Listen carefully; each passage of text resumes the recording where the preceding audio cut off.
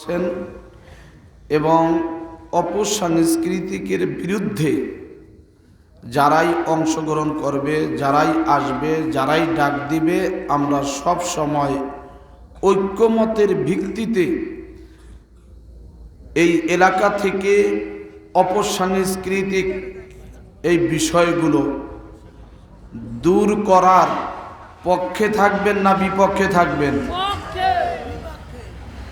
বলেন না কেন? অপসংস্কৃতি গুনার কাজ, মদ, জুয়া, গাঁজা, ডেক্সেট বক্স, সাউন্ড সিস্টেম, যেগুলো মানুষের মারাত্মক ক্ষতি করে, এগুলো এই এলাকার ভিতর থেকে আমরা সবাই ঐক্যমতের ভিত্তিতে আস্তে আস্তে এগুলি দূর করব এবং দিন প্রতিষ্ঠা করার কাজে আমরা সবাই প্রাণপণ চেষ্টা করে যাব। সেই অনুশোচনা প্রত্যেকের মধ্যে থাকতে হবে, সেই তামান্না, সেই চিন্তা প্রত্যেকের মধ্যে থাকতে হবে। তাইলে এই অপসংস্কৃতিক আস্তে আস্তে দূর হয়ে যাবে ইনশাআল্লাহ।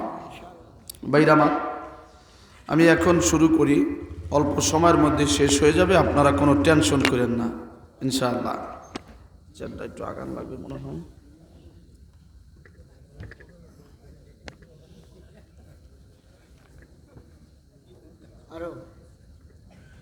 না, ঠিক আছে।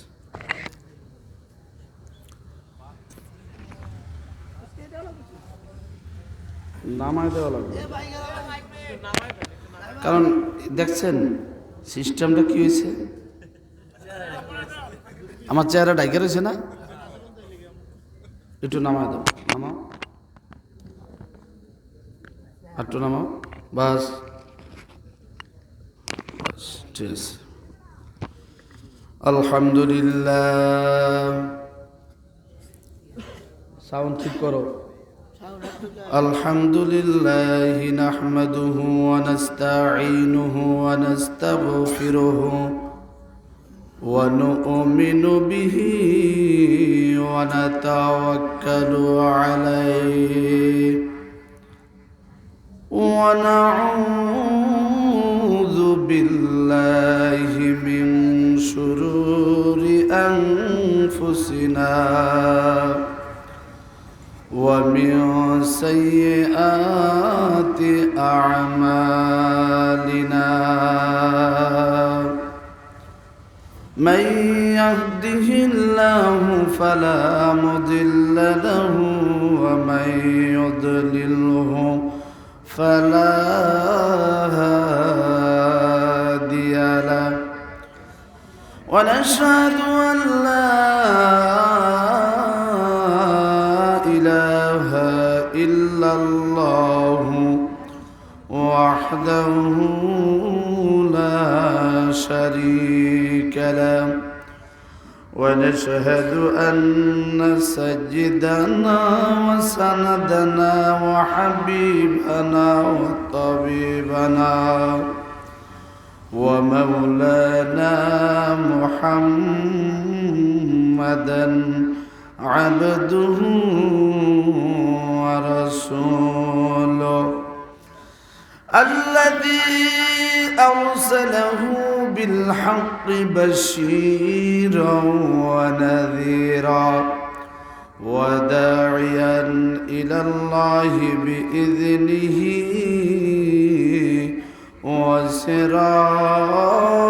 وسراجا منيرا. أما بعد فأعوذ بالله من الشيطان الرجيم.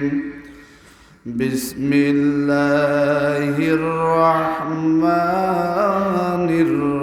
الرحيم. إن الدين عند الله الإسلام. وقال تعالى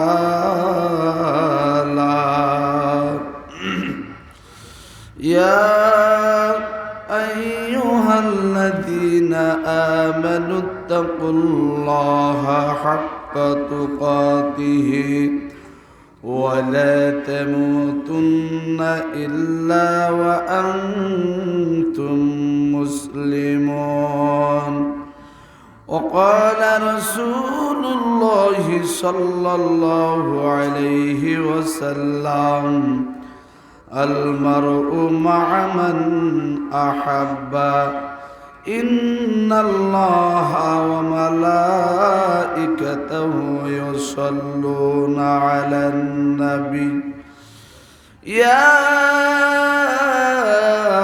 أيها الذين آمنوا صلوا عليه وسلموا تسليما اللهم صل على سيدنا مولانا محمد وعلى آل سيدنا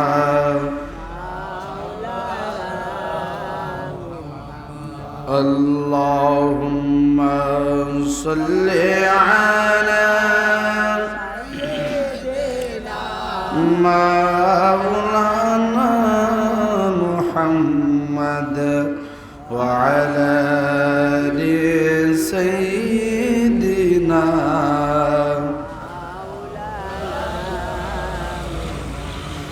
শ্রেষ্ঠতম রাসূল হয়ে এলে তুমি ধরাতলে তাই তো ইহুদিরা করিল দুশমনি দিনের দাওয়াত দিয়েছ বলি আল্লাহুম্মা সাল্লি আলা মাওলানা মুহাম্মদ ওয়া আলা আলি সাইয়্যিদিনা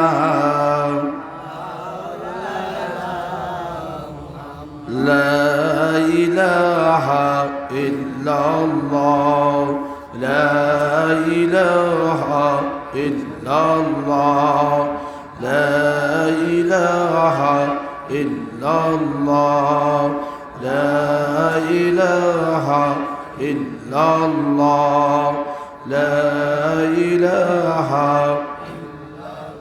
أرجو لا إله جل لا إله إلا الله لا إله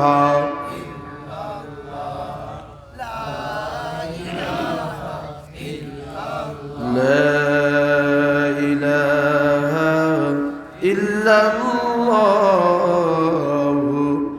محمد رسول الله সাল্লাল্লাহু আলাইহি ওয়াসাল্লাম করলা গিয়া কান্দ মানুষ করলা গিয়া হাস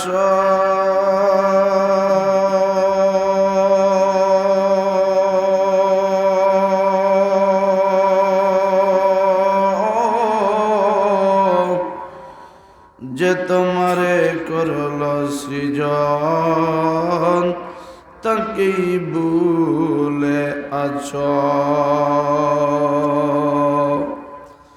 এই পৃথিবীর মালিক যিনি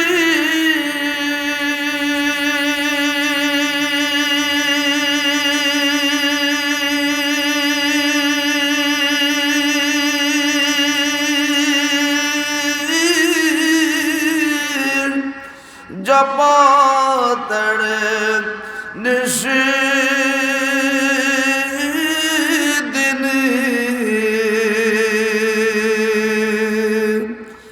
যার দয়াতে আসো সবই, যার দয়াতে আসো সবই, যার দয়াতে বাঁচো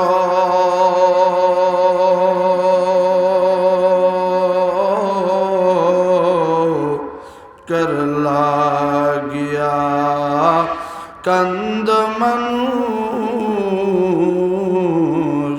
কর লাগিয়া হাসো লা ইলাহা লা ইলাহা ইল্লাল্লাহ, লা ইলাহা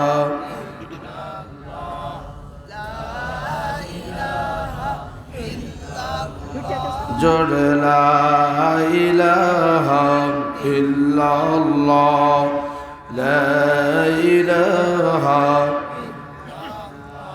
লা ইলাহা ইল্লাল্লাহ মুহাম্মাদুর রাসূলুল্লাহ সাল্লাল্লাহু আলাইহি ওয়াসাল্লাম। নতুন বছর উপলক্ষে হারাম কাজকে না বলি, কোরআন সুন্নাহর আলোকে জীবন গড়ি, এই চিন্তা চেতনাকে সামনে রেখে কবরবাসীদের রুহের আত্মার মাগফিরাত কামনায় আন-নূর জনসেবা ফাউন্ডেশন কর্তৃক আয়োজিত আজকের মাহফিলের সম্মানিত সভাপতি জনাব মোহাম্মদ মুজাম্মেল হক মোল্লা, বিশিষ্ট ব্যবসায়ী, সাউথ আফ্রিকা। আর শ্রেণী সভাপতি সাহেব আছে, আসছিল।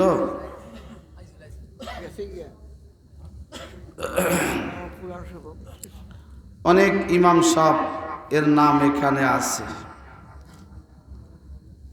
আমার মনে হয় এই 8 নং ওয়ার্ডের না 2 নং ওয়ার্ডের সকল মসজিদের ইমাম সাহেবের নামে মনে হয় আসছে।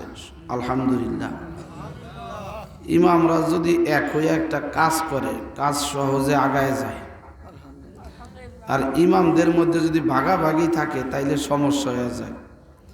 তা আমি এদিক বিশেষ করে এই 2 নং ওয়ার্ডের ইমাম সাহেবদের ব্যাপারটা অন্য দিক থেকে আমি আলাদা দেখি, যে এরা ঐক্যমতের ভিত্তিতে যে কোনো সময় এক হইয়া যাইতে পারে। এক একজন এক এক দলের এক এক মতের হইতে পারে, কিন্তু দ্বীনের স্বার্থে যে সময় এক হওয়া প্রয়োজন এক হয়ে যায়। আলহামদুলিল্লাহ। সকল ইমাম সাহেবরাই আমার মনে হয় বয়ান করছে আজকে, হ্যাঁ, কারণ আমি লাইভে দেখছি যে কিছুক্ষণ পর পর ইমাম পাল্টাইতেছে বয়ানের মধ্যে। তাই দেখলাম যে না, প্রত্যেক ইমামরাই আজকে বক্তব্য দিবে। আলহামদুলিল্লাহ।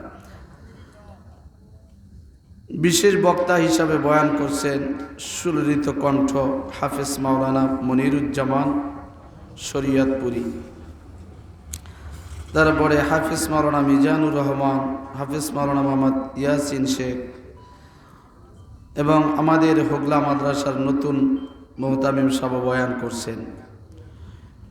এলাকার গণ্যমান্য ব্যক্তিবর্গরা উপস্থিত আছেন এবং মুরব্বী বাবারা, যুবক ভাইরা, পর্দার অন্তরালে আমার সম্মানিত মা বোনেরা, আল্লাহ সুবহানাহু ওয়া তাআলার দরবারে অসংখ্য অগণিত শুকর যে আল্লাহ রাব্বুল আলামিন আপনাকে আমাকে আজকে এই 31শে ডিসেম্বর অনেকের জন্য গুনার রাত্রি, আমাদের জন্য নেকের রাত্র আল্লাহ কবুল করেছেন। বিদায় আমরা দ্বীনি পরিবেশে কোরআনের মজমায় আসতে পেরেছি, বসতে পেরেছি। শুকরিয়া তান বলি আলহামদুলিল্লাহ। আজকের এই রাত্রে কত মানুষ যে গুনার কাজে জড়িত। নতুন দিন আসবে একটু পরে, রাত 12টার পরে নতুন বছরের আগমন হবে।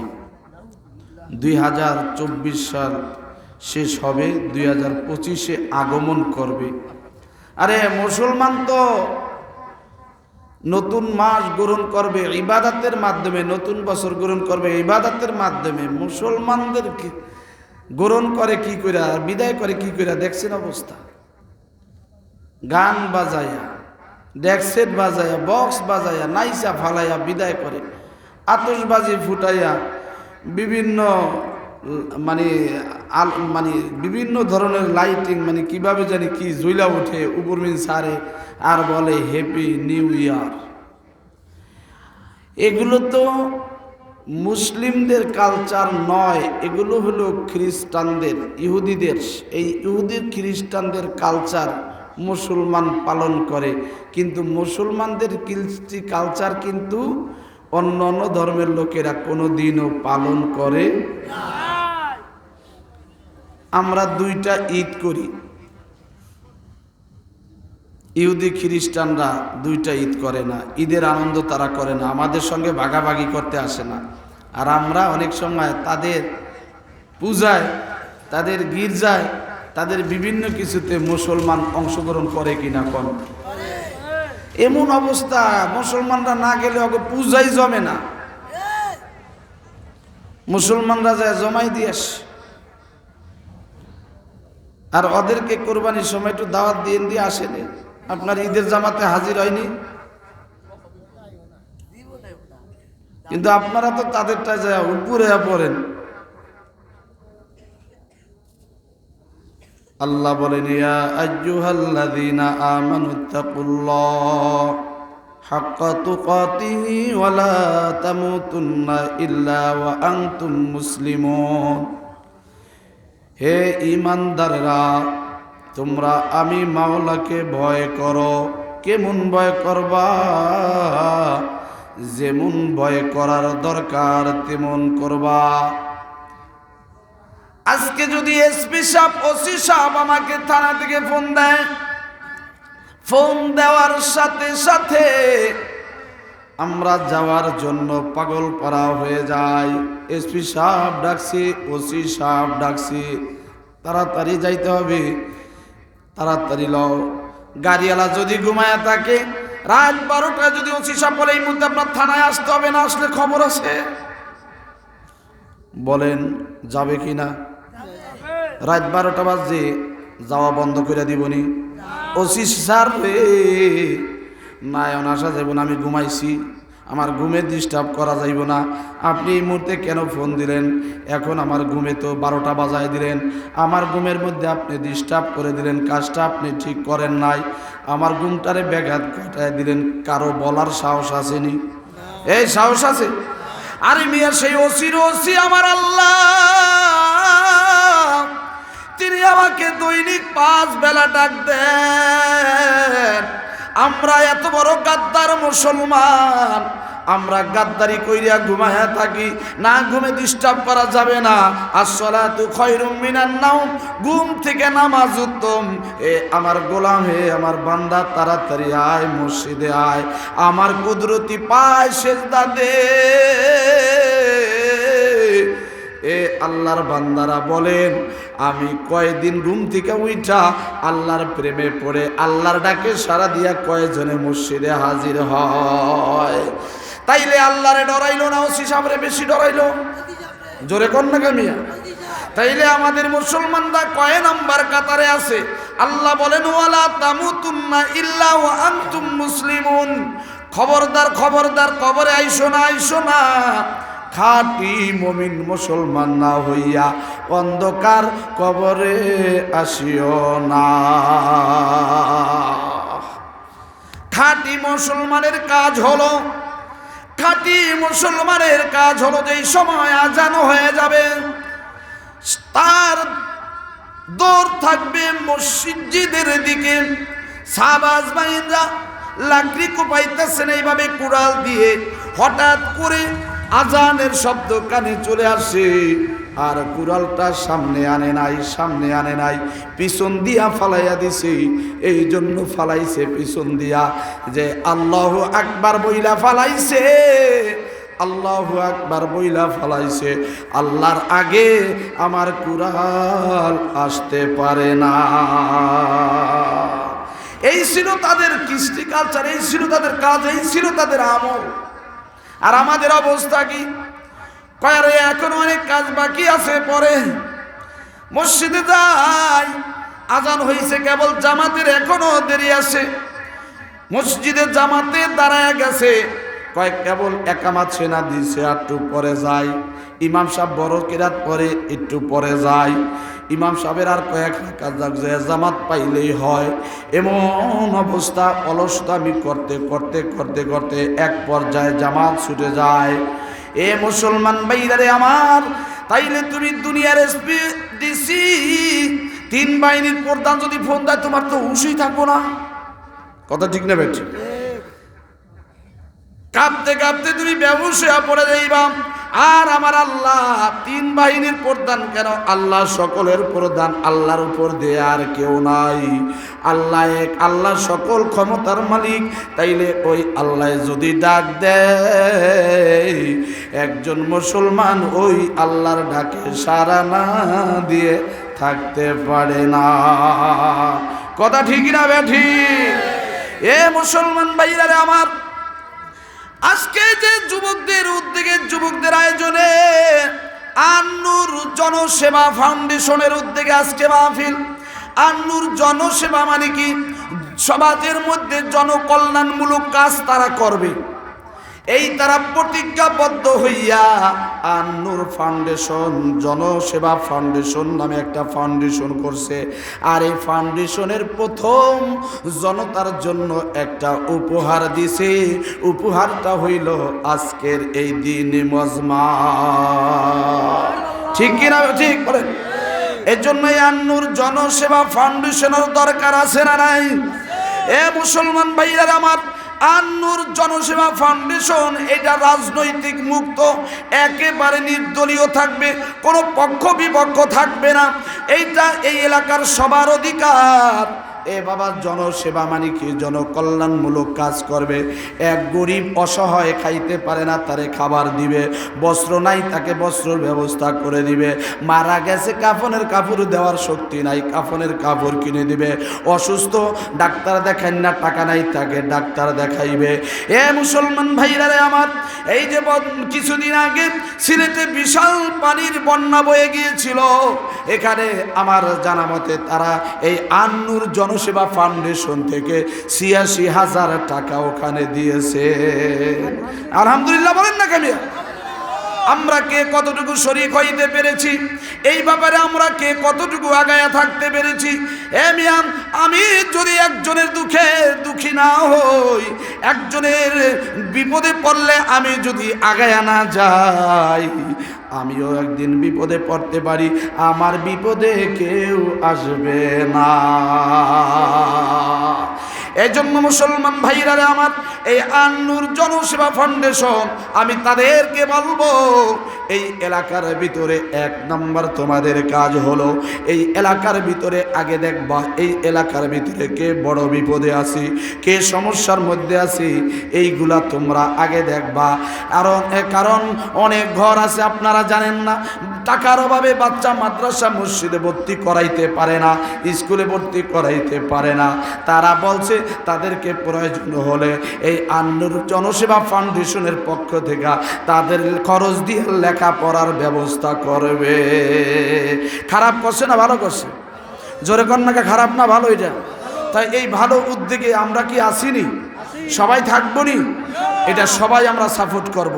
তবে এমন কোনো কাজ যাতে না হয় প্রশ্নবিদ্ধ হয়, এমন কোনো কাজ যাতে না হয় মানুষের কাছে খারাপ প্রমাণিত হয়, এমন কোনো কাজ হয় তোমাদের ফান্ডে লক্ষ লক্ষ টাকা জমা হইতে পারে, এই টাকাগুলো লক্ষ লক্ষ টাকা জমা হইতে পারে, তোমরা এমন কিছু সিস্টেমে তোমরা এগুলো যাদের দানে আজকে এই আন-নূর জনসেবা ফাউন্ডেশন চলবে, তোমরা এমন কিছু কাজ করে দেখাইবা যে তার দানটা একজন অসহায় মানুষের হাতে গেছে, এই ভিডিও ফুটেজ তাকে দেখাইয়া দিবা।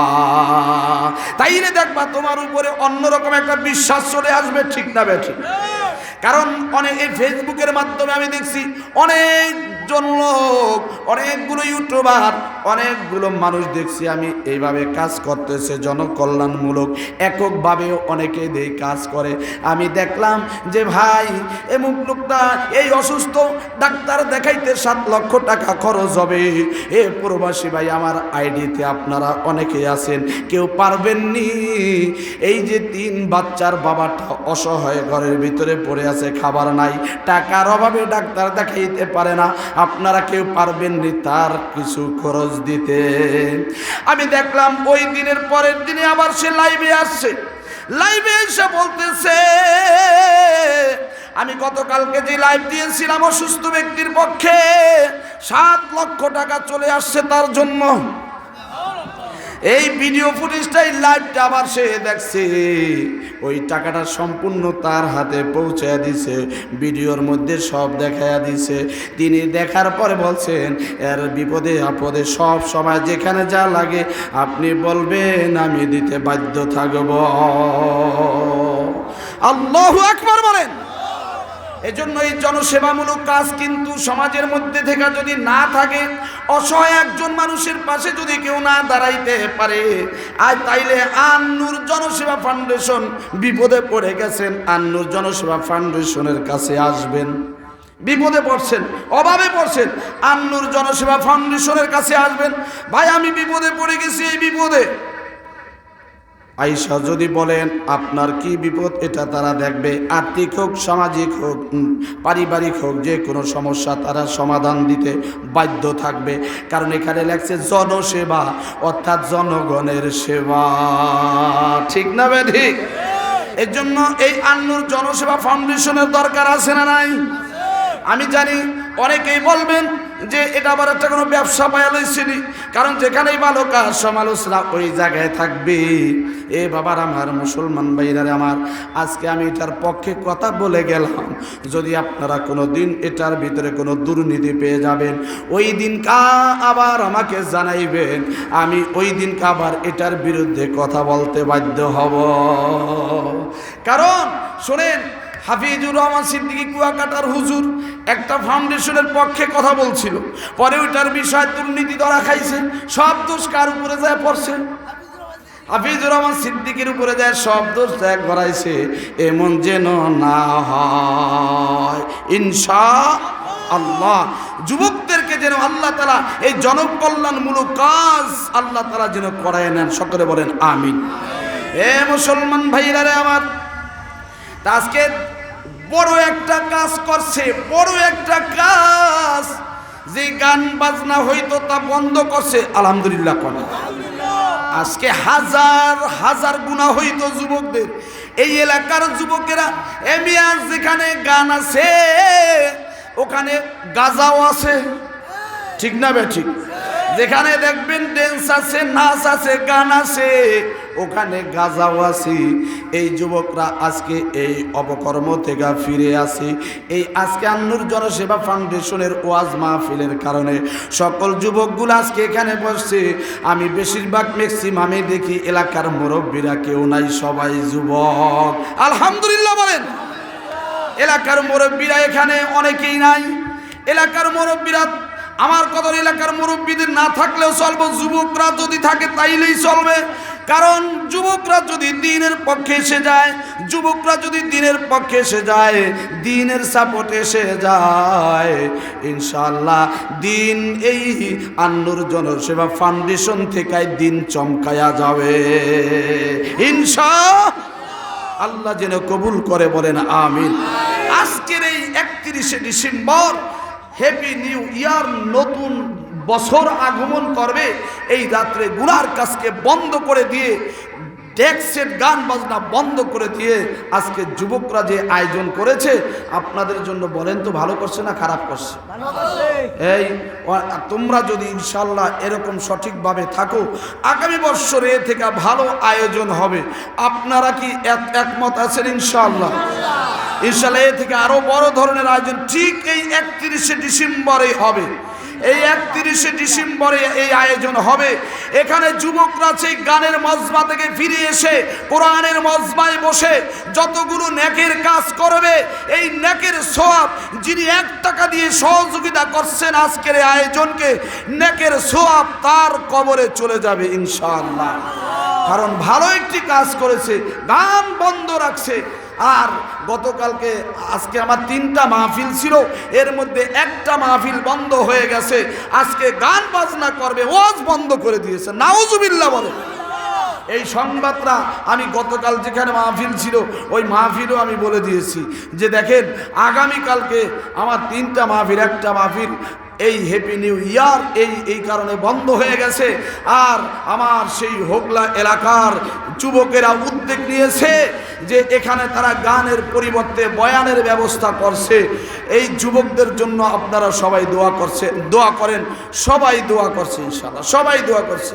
এই ভিডিওটা যদি আপনারা দেখেন পাইতে পারেন, ভিডিওটার মধ্যে এই আলোচনাটা আসছে এবং এই ব্যাপারে গতকালকের মাহফিলও আলোচনা করছে। এটা অলরেডি ফেসবুকে আমার পেজে আছে, দেখা নিয়ে। এই জন্য মুসলমান ভাইরারে আমার, এই আন্নুর জনসেবা ফাউন্ডেশনের পক্ষে আমরা ততক্ষণ আছি যতক্ষণ তারা দুর্নীতি মুক্ত থাকবে ইনশাআল্লাহ। আর যুবকদের বলবো তোমরাও দুর্নীতি মুক্ত থাকবা। খবরদার খবরদার, অর্থই হচ্ছে অনর্থের মূল। তোমাদের উপর বিশ্বাস করে অনেক মানুষ তোমাদেরকে টাকা দিবে, অনেক প্রবাসী বাইরা লক্ষ লক্ষ হাজার হাজার টাকা পাঠাইতে পারে। তোমরা বিশ্বাস অর্জন করো, বিশ্বাসের ঘরে আগুন দিবা না, বিশ্বাসের ঘরটা তোমরা ক্ষতি কইরো না। দেখবা তোমাদের ফান্ডে একদিন কোটি টাকা হইয়া যাইতে পারে। কারণ এমন কিছু মানুষ আছে তারা সৎ নিষ্ঠাবান যোগ্য ব্যক্তি চায়, দান করার মতন একটা পজিশন চায়। ওই পজিশন যদি তারা পেয়ে যায়, ভালো স্থান যদি পেয়ে যায়, দেখবেন আপনি যদি যেই সময় যেই টাকাটা প্রবাসীর জন্য প্রবাসীর কাছ থেকে দাবি করবেন, প্রবাসী বাইরা আপনাকে টাকা দেওয়ার জন্য প্রস্তুত হয়ে যাবে ইনশাআল্লাহ। এজন্য সব সময় প্রবাসী ভাইদের জন্য দোয়া করতে হবে। এ মুসলমান ভাইরারে আমার, কোন মুসলমানের আজকে 31শে ডিসেম্বর হ্যাপি নিউ ইয়ার পালন করতে পারে না। তাই আমরাও আজকে পালন করব। আমরা পালন করব কি? যে ইবাদতের মাধ্যমে, দ্বীনি আলোচনার মাধ্যমে, দ্বীনের মাধ্যমে আমরা ইনশাআল্লাহ এই রাত্রটাকে পার করব। আগামীকাল ফজর নামাজের মাধ্যমে নতুন দিন গ্রহণ করব ইনশাআল্লাহ। এ মুসলমান ভাইরারে আমার, আমি অনেক এলাকায় গিয়েছি, যুবকেরা মাহফিলের জন্য সবচাইতে বেশি পরিশ্রম করে, দ্বীনের জন্য বেশি পরিশ্রম করে। আমি প্রতি বছর একটা মাহফিলে যাই, পাপরাইল এলাকায় একটা মাহফিলে যাই, যেটাকে বলা হয় শাহী কেন্দ্রীয় জামে মসজিদ পাপরাইল এলাকায়। 100 যুবক আছে, তারা 100 যুবক মিল্লা প্রতি বছর দেশের সুনামধন্য বড় বড় প্রখ্যাত আলেমদের দাওয়াত দেয়। আমাকে প্রতি বছর ইনশাল্লাহ তারা ইনভাইট করে। যুবকদের যে একটা উদ্যোগ নিলে সহজে কাজ হয় পুরারা, সেটা বর্তমান যুগে পারে না। যুবকদের জন্য সেটা সম্ভব হয় না, বুড়াদের জন্য সেটা সম্ভব হয় না, যুবকদের জন্য যেটা সম্ভব হয়। এ মুসলমান ভাইরা আমার, এজন্য যুব সমাজদেরকে আমি বলবো, তোমরা একত্রিত হয়ে থাকবা, একত্রিতভাবে চলবা। সমাজের মধ্যে উশৃঙ্খল যত দুর্নীতি, যত সুদ ঘুষ অশ্লীলতা গান বাজনা, এগুলি দূরীকরণের বিপক্ষে তোমরা সব সময় থাকবা। এগুলি যাতে দূর হয়ে যায় এরকম কিছু কাজ তোমরা সব সময় করবা। দেখবা আল্লাহ তাআলা তোমাদেরকে দিন দিন উন্নত দান করবে। আমরা তুমি খাই দাই আর মনে মনে মনে কই যে আমার অত দরকার কি? আরে মিয়া, আমার অত দরকার কি? আপনার দায়িত্ব আছে। প্রত্যেকটা মানুষকে আল্লাহ তাআলা দায়িত্ব দিয়ে পাঠাইছেন, আপনারও দায়িত্ব আছে। দুই ভাই মারামারি করতেছে, ওরা জামলা তা করুক, আমারও ইয়াদা দরকার নেই, আমি ওই আর ভিতরে নাই। আল্লাহ কয় তুই বড় মুনাফিক। অনেকে আবার উস্কানি ডাকা, বেড়া কি মার করস, মুখে কসকা আত আছে না, আত থাকতে মুখে কিসের কথা কেন, কথা কেন, কথা কেন। অথচ মুসলমানদের কাজ হলো সমাজের মধ্যে কোনো ঝগড়াঝাটি হলে তাদেরকে মিলমিশ করে দেওয়া, কোনো অপকর্ম হইলে ওগুলির বিরুদ্ধে চারণ করে ওগুলি উৎখাত করা, এবং কোনো গুনার কাজ প্রতিষ্ঠিত হতে লইলে ওইটার বিরুদ্ধে চরণ করা। এ মুসলমান ভাইরা আমার, অনেক মুসলমান নামদারি মুসলমান আছি যারা ওইটার পক্ষে থাকে, গুনার কাজের পক্ষে থাকে, নেকের কাজের বিপক্ষে অনেক নামদারি মুসলমানেরা অনেক সময় চইলা যায়। যায় কি যায় না বলেন, যায় কি যায় না? হ্যাঁ মিয়া, এজন্য আমি বলবো আজকে 31 ডিসেম্বর, আজকে নতুন বছর আগমন উপলক্ষে যুবকরা যে আয়োজন করেছে, আল্লাহ তাআলা যেন যুবকদের এই উদ্যোগকে কবুল আর মঞ্জুর করে, বলেন আমিন। মুসলমান ভাইরারে আমার, আমি আল্লাহ রসুলের হাদিস থেকে একখানা হাদিস পড়েছি, আলমারউ মা মান আহাব্বা, যেই ব্যক্তি যার সাদৃশ্য গ্রহণ করবে, যদি কোনো ব্যক্তি হিন্দুদের সাদৃশ্য গ্রহণ করে তার জন্য হাসর নাসর হবে হিন্দুদের সঙ্গে। যদি কোনো ব্যক্তি ইহুদি খ্রিস্টানদের কালচার লালন করে, পালন করে, যদি পালন করে, ইহুদি খ্রিস্টানদের কালচার যদি পালন করে, তাইলে তাদের হাসর নাসর হবে ইহুদি খ্রিস্টানদের সঙ্গে। আজকে যদি আপনারা ওইভাবে নতুন বছর আগমন উপলক্ষে যদি আতশবাজি ফুটাইয়া, গান বাজনা করিয়া, গান বাজনার মাধ্যমে আপনারা যদি নতুন দিনে যদি প্রবেশ করেন, মনে রাখবেন হাসরের ময়দানে কিন্তু ভয়াবহ অবস্থা হয়ে যাবে। তার হাসর নাসর হবে যার সঙ্গে যার মোহাব্বত, তার সঙ্গে তার কিয়ামত। এর জন্য আমাদের কাজকর্ম থাকবে রসুলের আদর্শে। কার আদর্শে? রসুলের আদর্শে। আর আমার কাজ হইল ইহুদি খ্রিস্টানদের আদর্শে আমার কাজ। আর আপনি বলতেছেন আমি খাঁটি মুসলমান, অত সহজ না মিয়া। আপনি ইহুদি খ্রিস্টানদের কালচার আপনি বুকে ধারণ করিয়া আপনি মুসলমান দাবি করবেন, মুখী হইতে পারেন, কাজে এখনো হইতে। আরে মিয়া শোনেন, সৌদি আরব এক আলেম মারা গেছে। কি মারা গেছে বলেন তো? আলেম মারা গেছে। ওই আলেমকে কবরে রাখছে। তো সৌদি আরবের একটা আছে, অনেক গরম লাগে। এই যারা যারা সৌদি গেছেন আপনারা কি কন, গরম লাগে কিনা? এখানে কি জান নাই কি সৌদি আরব? গরম না অনেক, কিন্তু ঘামায়। অনেক জায়গায় ঘামায়, বেশিরভাগ ঘামায় না, শুকায়। মানে এত গরম, বেশিরভাগ জায়গায় ঘাম হয় না। তো এই ঘাম না হওয়ার কারণে ওই দেশের মানুষ যদি মারা যায়, লাশগুলো সহজে পচে না, শুকায়া যায়, শুটকির মতো হয়ে যায়। এক আলেমকে কবর দিয়েছে কাবা ঘরের চত্বরে, কাবা ঘরের পাশে। ওই আলেমকে কবর দেওয়ার পর দীর্ঘ 6 বছর পরে ওই বাড়ির একটা মেয়ে মারা গেছে।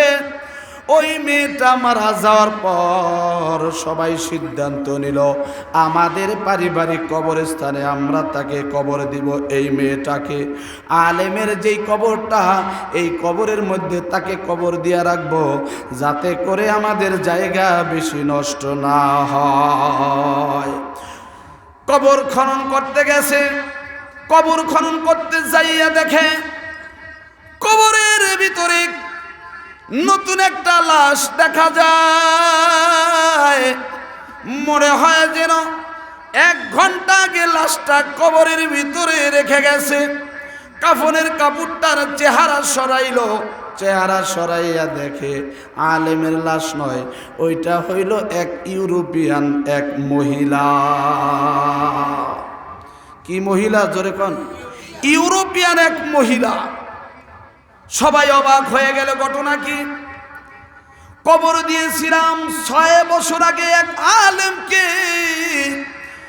এখানে সেই আলেমের লাশটা নাই, ইউরোপিয়ান এক মহিলার লাশ এই কবরের ভিতরে। মনে হয় যেন ঘন্টাখানিক আগে তাকে কবর দিয়ে গেছে, আতর লোবানের ঘেরান বের হইতেছে। কথা খেয়াল দিয়া শুনলেন, খেয়াল দিয়েন, কথাটাকে খেয়াল দিয়ে। এ মুসলমান ভাইরা রে আমার, এই অবস্থা দেখা সবাই অবাক হয়ে গেল। ওই সময় ছিল হজের মৌসুম, সবাইকে ডাক দিল, সবাই হজ তুইয়া লাশ দেখতে চলে আসছে। আলেমের কবরের ভিতরে আলেমের লাশ নাই, ইউরোপিয়ান এক মহিলার লাশ।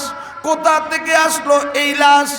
কিন্তু কবরের উপরে দেখছে ঘাসপালা তরুলতা হইয়া রইছে, যেটার ভিতরে লাশ তুইয়া যাইবে তার কোনো চিহ্ন নাই। লাশ কিভাবে রাখলো? সবাই অবাক হয়ে গেল, কারণ কবরের উপরে 6 বছর আগের যে দাগ, ওই দাগে রয়ে গেছে, নতুন কোনো দাগ, কোনো চিহ্ন নাই। সবাই অবাক হয়ে গেল, কিন্তু সেই আলেমের লাশটাই বা কোথায় গেল? মহিলার লাশ, ইউরোপিয়ান মহিলা। এখন ইউরোপিয়ান মহিলা কিভাবে বুঝলো? এমিয়া পাকিস্তানের মানুষ একটু মোটা, অনেক উঁচা লম্বা, ঠিক না বেঠি? তাদের দেশের মানুষের বাপ এইরকম, শারীরিক গঠনে এইরকম। ইতালিয়ান লোকগুলো একটু চিকন টাইপের হবে, লম্বা হবে। আমেরিকানের একই অবস্থা, সৌদি আরবের একই অবস্থা, সবাই সুন্দর। নাইজেরিয়ার সবাই কালা, এমন কালা কিছু দেখা যায় না। কথা ঠিক না বেঠি? সবগুলা কালা, ঠিক না? সবগুলা কালা। আর আমাদের বাংলাদেশ রহমতের দেশ, সুন্দরও আছে, লম্বাও আছে, খাটো আছে। বাংলাদেশ ভ্যারাইটিস। মুসলমান ভাইরারে আমার, এখন সবাই ধারণা করলো এটা ইউরোপিয়ান এক মহিলা। সবাই অবাক হয়ে গেল, ইউরোপিয়ান মহিলার লাশ এখানে কিভাবে আসলো? কে তাকে কবরে রাইখা গেল? কবরে যদি রাইখা যায়, কবর খনন করার চিহ্ন তো নাই, কিভাবে কি? সবাই অবাক হয়ে গেল। হজের লোক সবাই আইসা বীর জমায়া দিল। ইউরোপিয়ান একটা লোক ওই তারিখে হজে আসছিল, সে আইসা বলতেছে, আমাকে একটু লাশটা দেখতে দাও, যদি ইউরোপিয়ান কোনো মহিলা হয়ে থাকে আমি দেখলে অবশ্যই চিনব। ওই লোকটা আইসা গেল, মুখের কাপড়টা সরাইলেন, দেখতেছেন নূরানি চেহারা, ইউরোপিয়ান এক মহিলা। ওই ইউরোপের ওই লোকটা, পুরুষ লোকটা লাশটা দেখা চিনে ফেলাইছে, কয়টা আমার পরিচিত লাশ, এই লাশ ব্যক্তিকে আমি চিনি। সবাই বলতেছে, তাইলে উনি কি কবরে রাইখা গেল কিনা? কয় না না, আমি এই লাশকে কবরে রাখি নাই, এর একটা কাহিনী আছে, কাহিনীটা শুনেন, তাইলে আপনারা বুঝতে পারবেন ঘটনা কিসের থেকে কি হয়েছে। আল্লাহু আকবার বলেন। আজকে যারা হ্যাপি নিউ ইয়ার পালন করবেন তাদের জন্য এই ঘটনা, তাদের জন্য কিন্তু আজকে এই ঘটনা। মুসলমান ভাইরারে আমার, এখন ওই ইউরোপিয়ান পুরুষটা বলতেছে, শোনেন, যেই মহিলাটাকে আপনারা কবরে দেখতেছেন, এই মহিলাটার বাড়ির কাজের লোক ছিলাম আমি। এই মহিলাটা হচ্ছে ইহুদি পরিবারের মহিলা, ইহুদি পরিবারের একটা মেয়ে। এই ইহুদি পরিবার, এদের খুব ক্ষমতা ছিল, এদের অনেক দাপট ছিল, অনেক বড় টাকাওয়ালা ছিল। আমি এদের বাড়িতে কাজের লোক ছিলাম। কয় তাইলে কাজের লোক হইলে তাইলে কি, তারপরে কি বলো? কয় শোনো, আমি ছিলাম মুসলমান, আমি আল্লাহর রসুলের আদর্শ অনুযায়ী চলতাম, আর আমার আদর্শ দেখা মেয়েটা আমাকে একদিন বলতেছে, ভাইরে, আমাদের চলাচলতি আর তোমার চলাচলতির মধ্যে কোনো পার্থক্য রয়ে গেছে অনেক। তুমি কত সুন্দরভাবে খানা খাও, খানা খাওয়ার আগে কত সুন্দর কি জানি আবার বলো, খাওয়ার পরে কত সুন্দর হাত দাও, আবার দেখা যায় মাঝে মাঝে তুমি কি জানি পরো আকাশের দিকে তাকাইয়া। তোমার কথাগুলো শুনলে আমার কাছে অনেক ভালো লাগে। তুমি কোন ধর্মের লোক, তুমি কোন নবীর উম্মত, আমাকে একটু বলো, আমি ওই নবীর উম্মত হইতে চাই। ওই মেয়েটার কথা শুনে লোকটা অবাক হয়ে গেল। কয়, তুমি যে ওই নবীর উম্মত হইবা, ওই নবীর আদর্শ তুমি মানবা, তুমি তো ইহুদিদের ঘরে বসবাস করো, ইহুদিদের ঘরের সন্তান। তোমাকে যদি আমি কালেমা পড়াইয়া দেই, তাইলে তোমার মা বাবা আমাকে শিরচ্ছেদ করে দিবে, আমাকে কতল করে দিবে, আমাকে মাইরা ফালাইবে। না, তোমাকে আমি কালেমা পড়াইতে পারবো না। তোমার মা বাবা জান্না গেলে পরে আমাকে মেরে ফেলবে। কয়, না, আমি আমার মা বাবাকে বলবো না। আপনি যেই নবীর উম্মতের আদর্শ হয়েছেন, যেই নবীর আদর্শ আপনি পালন করেন, ওই নবীর আদর্শ আমাকে দিয়া পালন করাইবেন। আমি ওই নবীর আদর্শের মুহতাজ হব, আমি ওই নবীর আদর্শের একজন উম্মত হব। আল্লাহু আকবার। কয়, তুমি তাইলে কারো কাছে বলবা না? কয়, না, আমি বলবো না। তিনি কালিমা পড়াইয়া দিলেন মেয়েটাকে, রসুলের জীবনী একটা বই দিয়া দিলেন, গোপনে গোপনে পড়বা, খবরদার খবরদার তোমার মা বাবার সামনে বইটা পড়বা না। ওই মেয়ের ইতিহাস। কোন মেয়ের ইতিহাস বলেন তো? কোন মেয়ের ইতিহাস? যেই মেয়েকে কবরের ভিতরে দেখছে, এই মেয়ের ইতিহাস। এ মুসলমান ভাইরা রে আমার, তারপরে কি হলো? হঠাৎ করে এই মেয়েটা মারা যায়। মেয়েটাকে কবরে রাখার জন্য গোসলের কোনো ব্যবস্থা নাই, জানাজাও দিবে না, কারণ তিনি তো ইহুদি। ইহুদিদের নিয়মে তাকে কবরে রাখার জন্য তারা তৈয়ার হয়ে গেল। আর আমি আল্লাহর কাছে কাঁদতেছি, আল্লাহ, আমি একটা মুসলমানের জানাজা পড়াইতে পারলাম না। একজন মুসলমান ব্যক্তির লাশ জানাজাবিহীন কবরে রাখবে, আমি কিভাবে সহ্য করব রে আল্লাহ? যদি বলতে যাই উনি মুসলমান, ওনাকে কবরে রাখার আগে গোসল করাও, জানাজা পড়াও, বলতে গেলেও তাকে মেরে ফেলবে। এই জন্য তিনি বলতেও জান না, শুধু মাওলার কাছে বলেন, আল্লাহ, আমি এই বাড়ির চাকর, আমি যদি এই কথাটা বলতে যাই আমাকে মেরে ফেলবে। আল্লাহ গো, আল্লাহ, আল্লাহ, তুমি তাকে মাফ করিয়া দিও। ইহুদিদের নিয়মে তাকে কবরে রাখা হলো। ইহুদিদের নিয়মে কবরে রাখার পর আজকে আমি দীর্ঘ বছর পরে হজে আসলাম। আমি ওই বাড়ি থেকে চলে আসছি এই মেয়েটা মারা যাওয়ার পর। আমি চলে আসার পরে কাজ করতে করতে আমি এখন বড় লোক হয়ে গিয়েছি। আমি এজন্য হজে আসি। হজে আইসা দেখি ইহুদিদের কবরে লাশ রাখা হয়েছিল। তার কবর আজকে মক্কার রসুলের দেশে।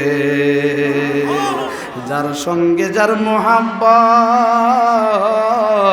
তার সঙ্গে তার কিয়ামত। তাইলে ঠিক আছে, তো আমি কথা বুঝলাম। এই মহিলার লাশটা ছিল ইহুদিদের কবরে। তিনি রসুলের পাগল ছিলেন, এই জন্য রসুলের দেশে কুদরতিভাবে আল্লাহ লাশটা নিয়ে আসেন। কিন্তু ওই আলেমের লাশটা তাইলে কোথায় গেল? আলেমের লাশটা কোথায়? তারা একটা টিম গঠন করলো, অনেক আলেম মিলিয়া, চলো আমরা ইউরোপে যাইয়া ওই মেয়েটার দেশের বাড়িতে যাব। যাইয়া তাদের গার্জিয়ানের সঙ্গে আলাপ করে তার মেয়েটার ব্যাপারে আলোচনা করে আমরা কবরটা খনন করব। ওই ইহুদিদের কবরে যাইয়া ওই মেয়েটার মা বাবাকে বিস্তারিত সকল ঘটনাগুলো খুলে বললেন। খুলে বলার পর কবর খনন করার জন্য পারমিশন দিয়া দিলেন। পারমিশন দেওয়ার পর কবরটারে খুঁজলেন। কবর খুইদা দেখে ওই মেয়েটার কবরের ভিতরে মেয়েটা নাই, ওই আলেমের লাশটা মেয়েটার কবরের মধ্যে চলে আসছে। আলেমের লাশ কোথায় আসছে জোরে কোন? হ্যাঁ, ওই মেয়েটার ইহুদিদের কবরের মধ্যে চলে আসছে, আর মেয়েটার লাশ চলে গেছে সেই মক্কার প্রান্তে।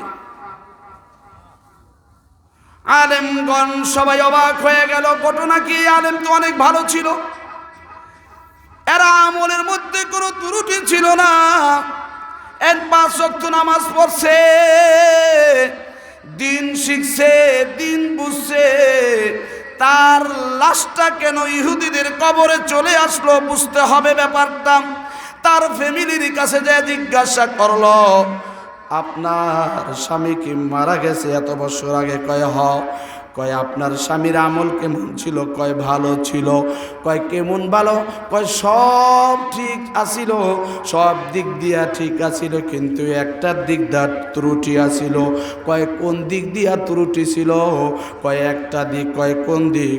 কয় মুসলমানদের ধর্ম আর ইহুদিদের ধর্মের মধ্যে একটা পার্থক্য আছে। মুসলমানদের ধর্মের মধ্যে যদি গোসল ফরজ হয় তাইলে এরা গোসল করবে, আর ইহুদিদের ধর্মের মধ্যে কোনো ফরজ গোসল নাই, তারা নাপাক থাকে। আর এই আলেম বলছিল যে ইহুদিদের নিয়মটাই ঠিক আছে, এই ইহুদিদের নিয়মটা শুধু মুখে বলছে ঠিক আছে, এই ঠিক আছে বলার কারণে ওই আলেমের লাশটা ইহুদিদের কবরে চলে গেছে। এ মুসলমান ভাইরা আমার, আজকে যদি তোমরা ইহুদি খ্রিস্টানদের কৃষ্টি কালচার যদি মানো, নামাজ রোজা যতই করো আর যত ভালো কাজই করো, তোমার কবরটা কিন্তু ইহুদি খ্রিস্টানদের কবরে চলে যাইতে পারে।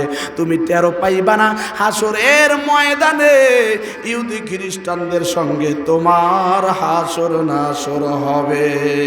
এই জন্য আমরা এই হ্যাপি নিউ ইয়ার এটাকে আজ থেকে বয়কট করলাম। বলেন, আমরা আজ থেকে বয়কট করলাম। বলেন বলেন বলেন বলেন। এই ইংরেজি নববর্ষ বলতে কোনো কথা নাই, আমরা আরবি নববর্ষ মানি ইনশাআল্লাহ। গান বাজনা করব না। বলেন, গান বাজনা করব না, মদ জুয়া এগুলির ধারে কাছেও আমরা যাইব না। সবাই বলেন যাইব। আল্লাহ তাআলা আমাদের সবাইকে হেদায়েত দান করুন। বলেন আমিন। এ মুসলমান ভাইরা আমার, আমি আপনাদের আর ডিস্টার্ব করব না। ইন্না লিল্লাহ। এত টাইম হয়ে গেল, বৈশা সারতে পারলাম না। মাত্র সবাই আমার মনে হয় কেবল বসলাম, তাই টাইম গেছে দিও অনেক। আপনার 11টা বাজার বাকি আছে। আর